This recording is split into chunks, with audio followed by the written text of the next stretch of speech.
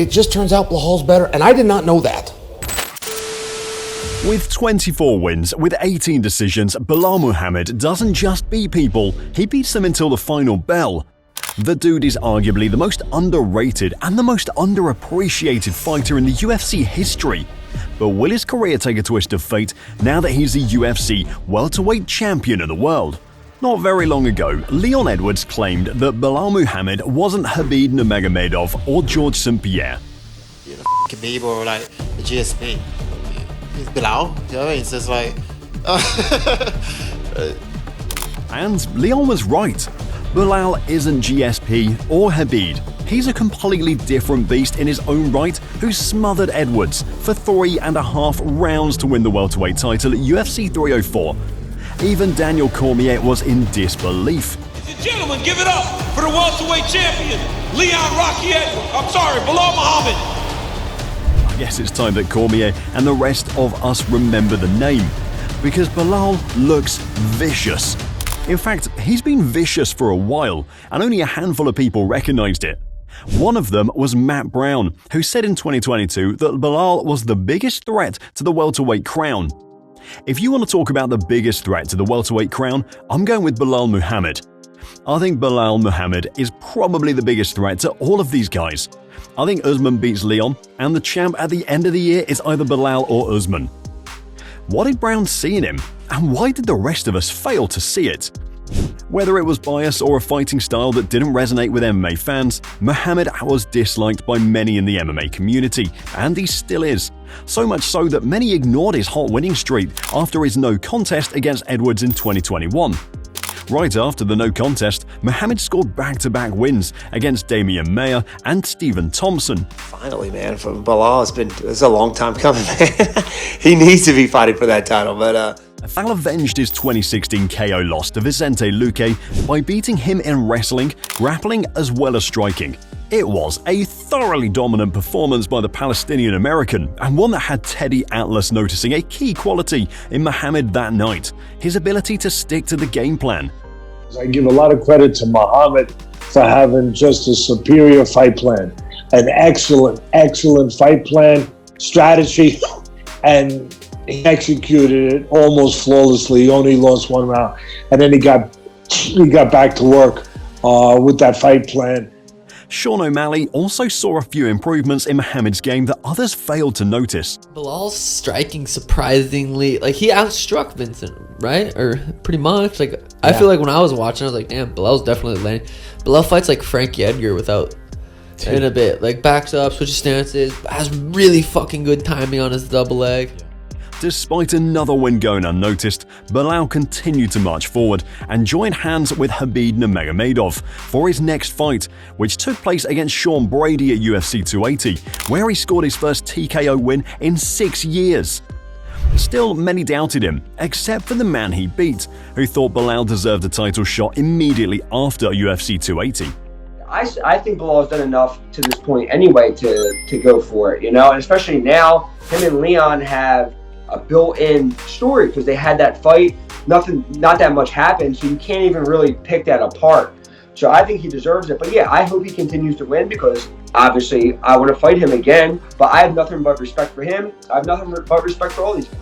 Unfortunately, Belal didn't get a title shot because the UFC opted to reward company man Colby Covington for serving as a backup at UFC 286, where Edwards rematched Kamaru Usman. Refusing to stay idle, Belal put his #1 contender spot on the line against Gilbert Burns and beat him fairly comfortably. I think Belal is next. You know, the guy deserves. He's not in my opinion, my favorite guy to watch, but he does a good job. He went there and then he beats everybody. He's a little bit disrespectful with the guy, you know, like Offer Hamza. I don't know if it was Islam, like Shavka. I don't know who was the 3. But I think Belal deserves the title shot. Even then, I don't like him that much. But he been paying the dues, you know. He's been beating everybody. Muhammad finally got his shot at gold at UFC 304, where he was a big underdog, with a majority of MMA pundits and experts saying he'd lose. At UFC 304, not only did Belal prove that he was a high-level wrestler, but he also proved that he was one of the most polished fighters in the division, as he outstruck as well as out-wrestled Edwards to win the belt. I don't need the world to believe in me. I don't need anybody to believe in me. We don't need applause. We know how good we are. We know what we're capable of doing. And now we're the world champions. Muhammad beat Edwards by using Khabib's game plan of using unorthodox strikes, herky-jerky movements, and literally punching his way to takedowns. He was like an angry pit bull without a leash, and Edwards choked under the pressure. But it's that constant pressure and that unorthodox style of the striking that got Leon Edwards off his game, I feel like. So, but shout out to Belal Muhammad. I did not think he was going to get done. I thought Belal was going to be enough to outstrike Leon Edwards, but I knew Belal Muhammad would have the grappling exchange against Leon Edwards.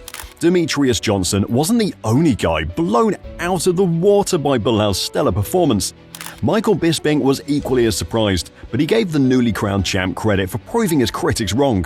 He spoke all week, he said, I'm better than him, I'm faster than him, I'm going to beat him on the feet, I'm going to beat him in the clinch. And people kind of scoffed. He said he hated Leon Edwards because he had disrespected him. He had brushed him aside. He'd not given him the credit that he was due, and that offended him. Well, tonight he went out there and he was the better man. It's as simple as that. In short, Belal Muhammad fought a perfect fight and beat Leon absolutely everywhere. We can talk elements of the fight. There was no element that Belal didn't win. He won the wrestling, he won the jiu-jitsu, he won the defense. I couldn't believe he won the boxing, by the way. Everything. He won everything. He walked him down. When he, and I'm talking about Leon, was able to hold up to Colby Covington's pace, that's when I realized, hey, this guy can do it all. And I'm talking about Leon.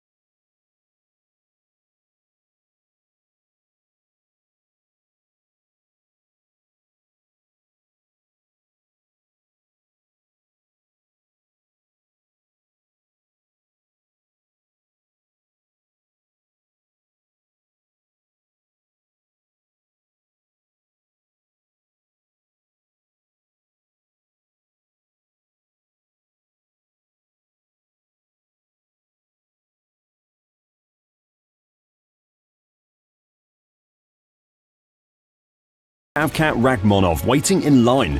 Here's what he said through X. Congratulations on your well-deserved victory, Belal. I hope you keep your word and defend your title against me when you're ready, champ. For those who don't know, Rakhmonov is 18-0 in MMA and 6-0 in the UFC. He has stopped every single opponent he has faced, 8 by knockout and 10 by submission. He's a seriously tough challenge for Belal.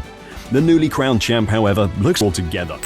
He was just much better. What can you say about a guy who had that kind of control, who scored good damage? Should Muhammad fight Rakhmonov next? Or should he give Leon Edwards a chance at redemption?